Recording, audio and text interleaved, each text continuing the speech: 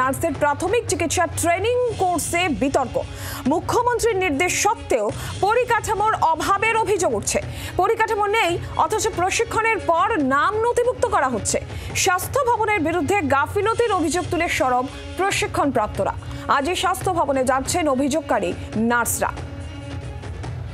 নার্সদের প্রাথমিক চিকিৎসা ট্রেনিং কোর্স নিয়ে বিতর্ক, যেখানে মুখ্যমন্ত্রীর নির্দেশ সত্ত্বেও পরিকাঠামো অভাবের অভিযোগ। পরিকাঠামো নেই, অথচ প্রশিক্ষণের পর নাম নথিভুক্ত করা হচ্ছে।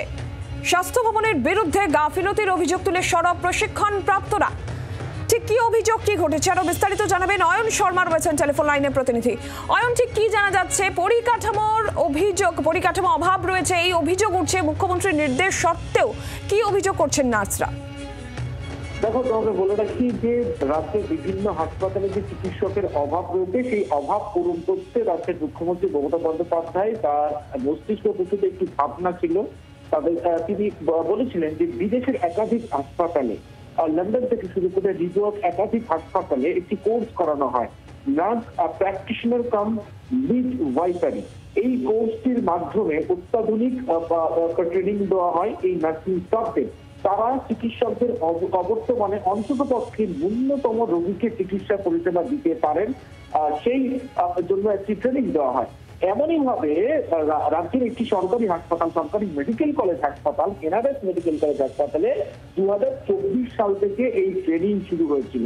এই ট্রেনিং শুরু হওয়ার পর সেখানে দেখা গিয়েছিল যে প্রায় 53 থেকে 54 জন নার্সিং স্টাফ, তাদেরকে এই ট্রেনিং দেওয়া হয়েছিল।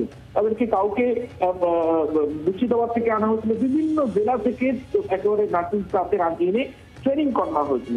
এবার সমস্যাটা কোথায়? ট্রেনিং করানোর পর প্রত্যেকে অত্যাধুনিক ট্রেনিং পেয়েছিলেন, কিন্তু যেখানে গিয়ে পরবর্তীকালে ট্রেনিং পাওয়ার পর পোস্টিং পেলেন, সেখানে পরিকাঠামোর অভাব হয়েছে।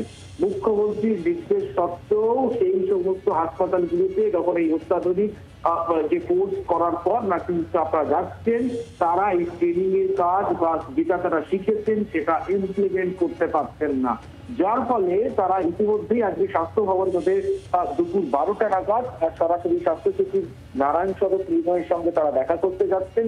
তারা বলছেন যে মুখ্যমন্ত্রীর নির্দেশের পর যে ট্রেনিং, সেই ট্রেনিং এর পর কাজ তারা ইমপ্লিমেন্টেশন করতে পারছেন না। এর ফলে সমস্যাটা একটা জিনিস দাঁড়াবে যে সেই আখেরের চিকিৎসকদের যে অভাব মেটাতে যে নির্দেশ দিয়েছিলেন মুখ্যমন্ত্রী, সেই নির্দেশ অমান্য করা একদিকে স্বাস্থ্য ভবনের তরফে, অন্যদিকে ইমপ্লিমেন্টেশন না করার ফলে আগামীতে কোনো নার্সিং স্টাফই এই কোর্স করতে ইচ্ছুক হবেন না, এমনটাই কিন্তু ইতিমধ্যে জানা যাচ্ছে। বাংলার আওয়াজ, বাঙালির আবেগ, জি 24 ঘন্টা।